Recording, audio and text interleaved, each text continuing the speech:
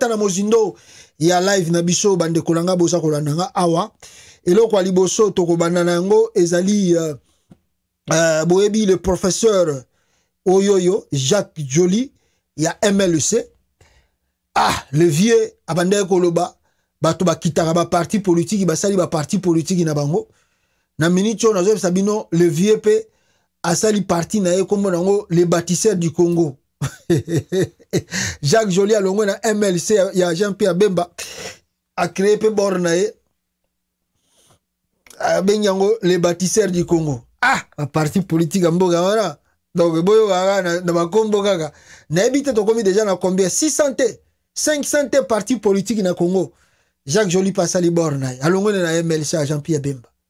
Mais si to loba yango oh bande ko na ngai pour na bo comprendre ba munani na loba siko awa botala na vidéo oyo ya makamuni ne salamine Équateur bongo bokoki ko comprendre eloko nini na loba na bino awa tango yoki Jacques Joly wana alongwe na ye MLC asali borna bolanda nanu vidéo oyo et bongo tozonga na bino toko solo la mais nazotu na ba équatorien nyonso bazali awo bandeko Jean-Pierre Bemba Gombo bandeko o banani o bobeteke tete tolo bazali ebele o yonga iso mosusu onano ministre o lisanga bonganga o nani tanga ba kombo te ndeko mosusu atala to présenter na kokata toko solo lango na kokata mawami équatorien monene ezali mboka na bino ne modèle oyo babusa nyamwisi nyonso boyebisa bagilwando monoko bo tiabe monoko kaka tala mboka na bino ndenge ezali oyo eti bikuke ezili baiti to nini oyo boko beta tala ba mama baboti bino komi kolela tala congolais aza moto te moto azotambola na ba million moto azina ba million mais bota l'Équateur Équateur mambenga o ba obetela biso masolo pipili bende oyo edi biloko nini oyo est-ce na quelle asse te ndekore non il faut dire la vérité yo so tongi na mboka na non je pense que c'est na ya wate pona ko sala bilana ngai we bilana ndekore nelo quoi c'est que vous devez savoir non kombo na ngai René Bonganga na ebite soki lelo lalaki wapi bon o etonga ka ekolo ezali l'état ezali ba individuité ozomona moi ba brique na moni yango bo BBC musala ya ba député et comme ba député o le ba kelaka mibeko nde ba bongisela bino pont basala boindenge na mona ka yo kenda na mususu kuna te caractère wana ezali malamu te donc l'état ne moto bande ko ngai là où bomutu ko mona ba image boza ko mona devant vous c'est l'Équateur est komi boye l'Équateur inondation eza ko salama je ne sais pas qu'est-ce que moi je peux vous dire je crois que les humains j'en parle vous savez que les hommes politiques congolais sont égoïstes sont vraiment des égoïstes ils gagnent beaucoup d'argent mais ils n'ont pas cette ambition-là, cet esprit-là de mettre là où origine na bango ezali. Le quoi ndeko bato atangi le grand politicien. Si on peut commencer d'abord par Jean-Pierre Bemba Gombo, l'ami de Félix Tshisekedi. Yenem tazoko vanda lelo na Félix Tshisekedi.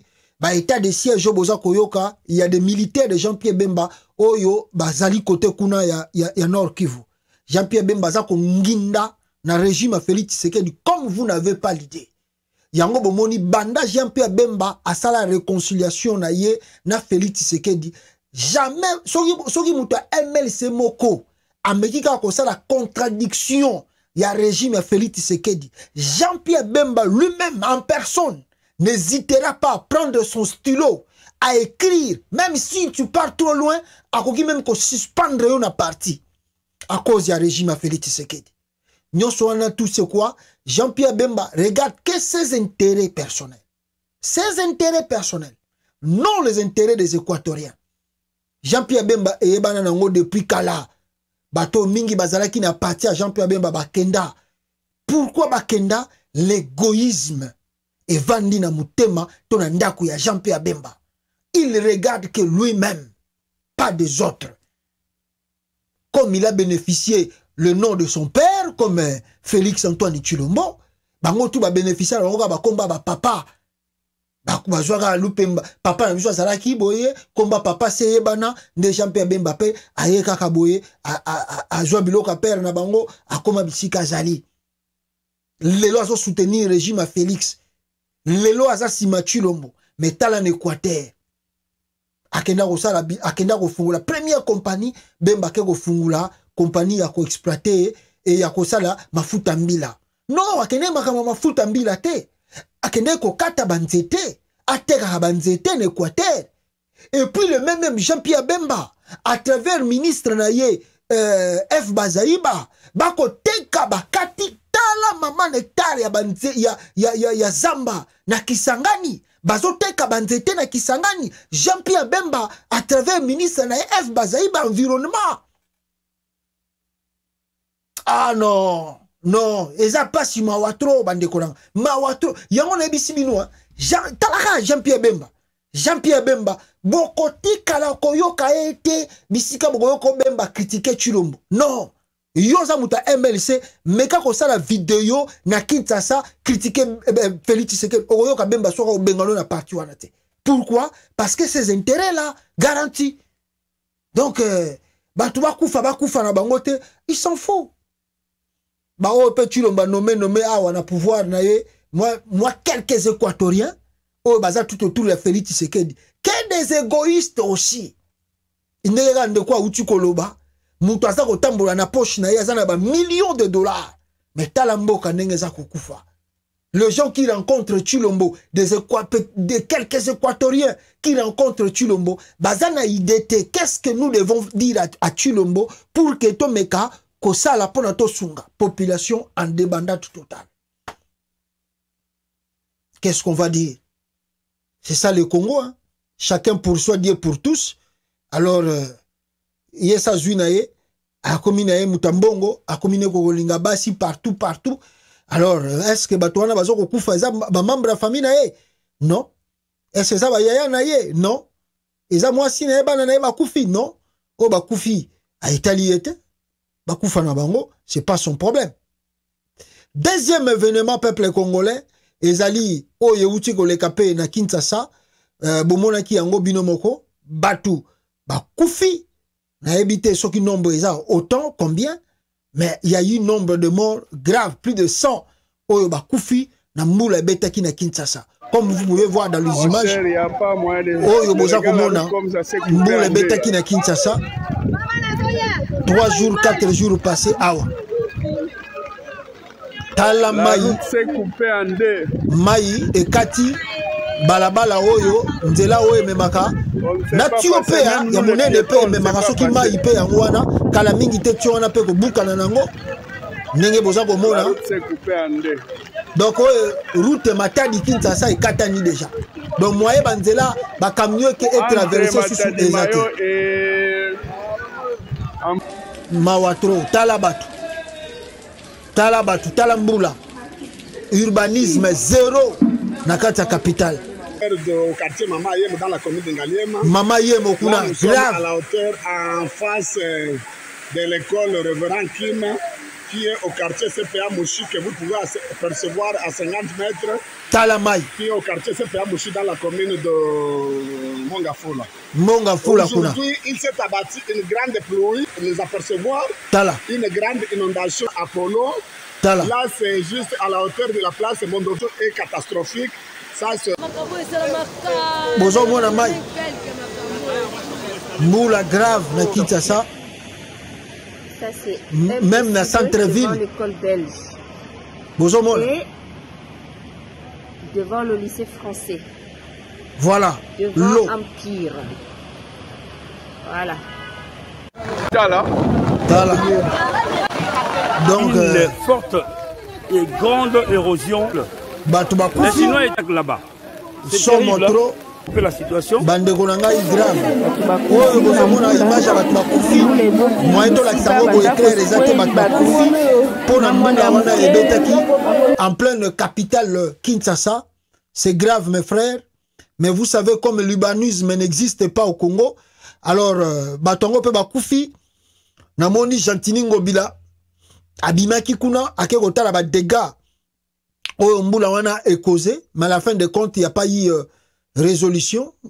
Mboula Bomi, selon le bilan qu'on nous donne ici, attendez, Nazoyango, parce que Bazoa qui bilan wana, Batunenge Bakoufi, voilà, le bilan est là.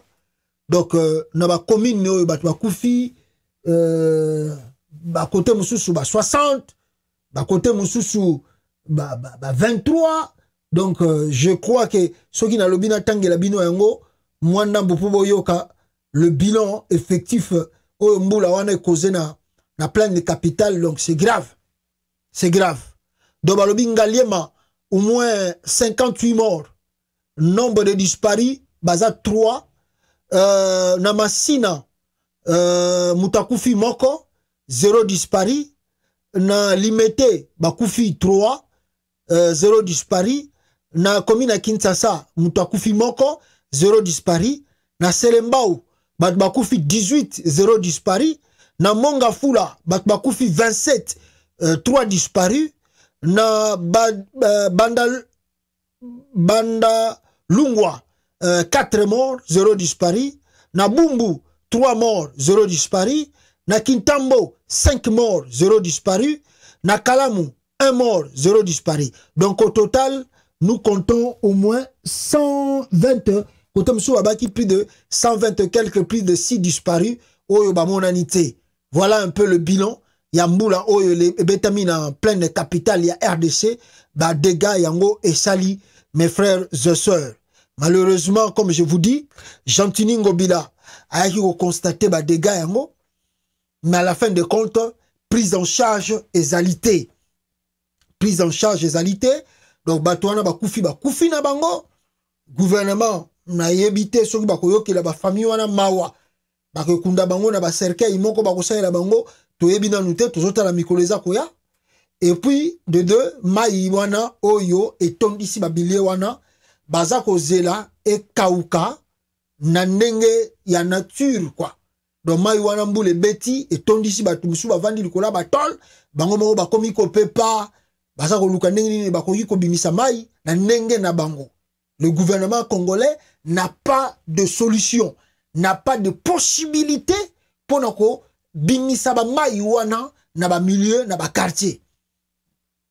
C'est ça la réalité du Congo. Bozui Ngobila, bozui Jekoko, bangonde ba gouverneur na ba vice-gouverneur. Je fais plusieurs vidéos ici. Nazo bisa ba Kinois. Bozo zela bila pa yango bila na Jekoko tala ndenge boko kufa lokola ba nyama neme nyama na poto azalaka na valeur azalaka na sens yako vana na mokili que des hommes, des humains na kati ya République démocratique du Congo. La République démocratique du Congo, surtout dans sa capitale, la province ville de Kinshasa, on a plus ou moins 12 à 13 millions d'habitants. Mais bazuba bambi bango ne faut rien comme Ngobila gouverneur. Bayako Bakisanani, Jekoko lisusu na mutu comme vice-gouverneur, ne faut rien aussi. Babi diriger bango, et ça nango makambuti. Congo ngo za nango ndengwana. Chancelier ko pamba, yakakaka tokendeka ndengwana. C'est ce qui se passe aujourd'hui dans la capitale congolaise. Le bilan est là. Mais il faut pour se poser des questions. Maintenant, après constat, qu'est-ce que le gouvernement congolais fait? Il n'y a pas de mécanisme numérien.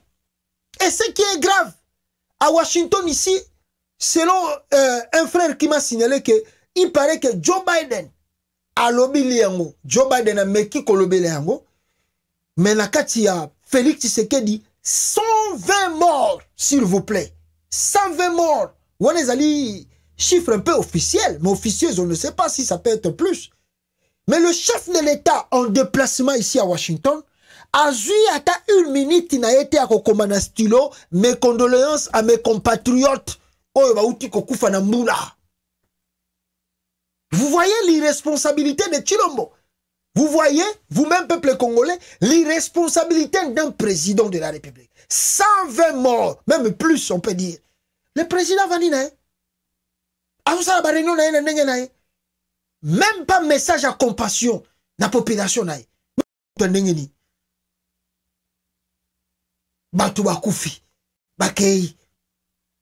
n'y a pas même mesure à suivre, à porter assistance dans ma famille.